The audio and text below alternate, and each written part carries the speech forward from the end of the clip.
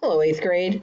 Today we are going to begin a new topic of chemical bonds. So I'm going to go through the notes with you because there's a lot of really new information on this topic.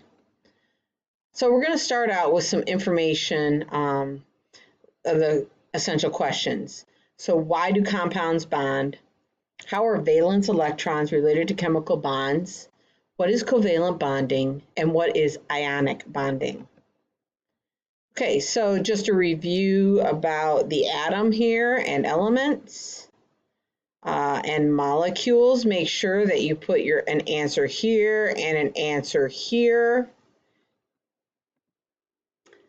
Chemical bonds. Compounds are formed when different elements chemically react together. This is not new information. This is a review. So finish reading the slide and answer the question here. And the answers for the questions are always on the slide they're on, guys, except for the very end. Now here you are going to either drag element or compound over here. So you're going to say if whatever is here is an element or a compound. Remember, if you see more than one element, it's a compound. If you only see one element, it's an element. Valence electrons. We've discussed this briefly. So valence electrons are the electrons and the outermost shell of the atom. They can create unbalanced charges. They can cause atoms to be reactive and unstable. And we've talked about this before, that bonds are forming because atoms are trying to be stable. They really want to fill that outer valence shell. So the octet rule. So an atom's most stable when there's 8 electrons in its outermost orbital shell. And sometimes atoms lose electrons, gain electrons, or share electrons to get 8 electrons in that outermost energy level. The noble gases, they're called happy atoms because they meet the octet rule. They don't really bond with other things because their outer shell is already full. So there's different energy levels in the electron cloud. So we have the first energy level that can only hold 2 electrons. This means electron. The second level can hold up to 8. The third can hold up to 18 when it's not the valence energy level.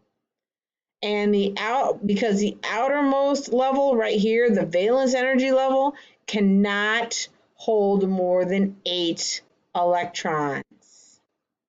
So the only time level 3 can have 18 electrons when it's not the outermost shell. So happy atoms are stable atoms, and atoms are stable when their outermost energy level shells or their shells are full.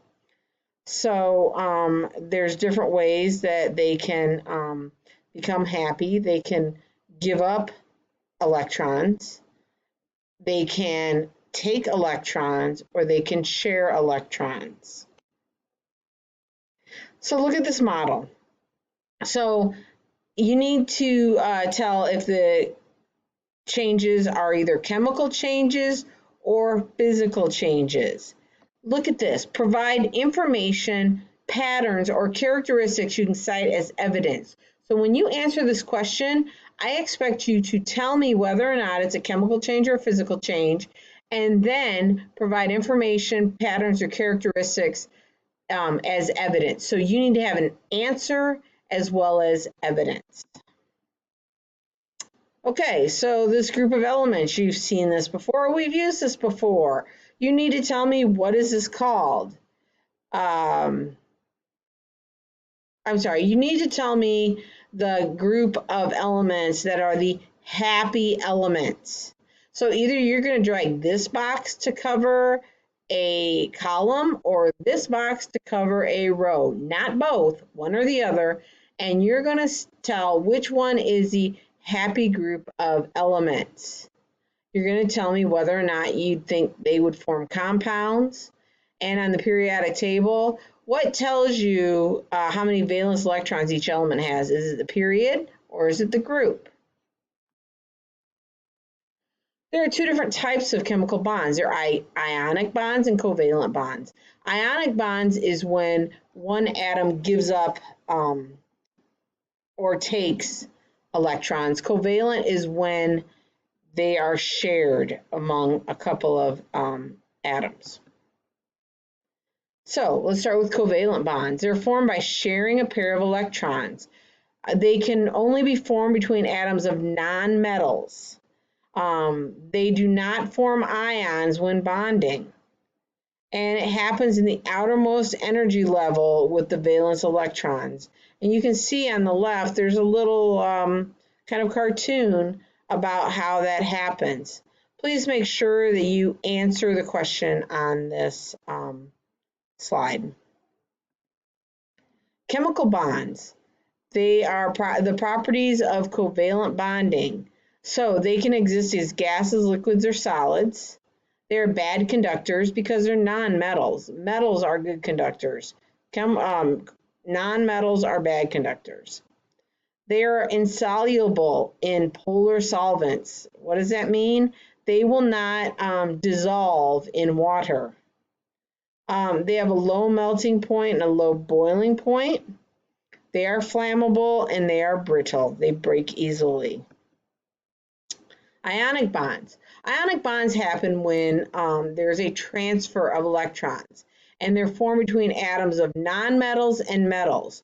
So what you get is a charged particle, and the ions of opposite charge attract each other, forming the bond. So it's like a magnet. The opposite charges attract each other.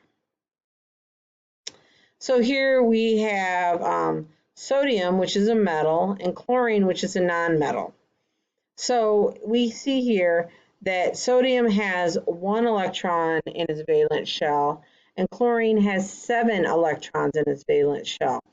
So sodium gives up that 1 electron, so there is no longer a shell here. The next one is its valence shell, which is full, and that fills the chlorine valence shell. And so it's an ion because we have a positively charged atom and a negatively charged atom.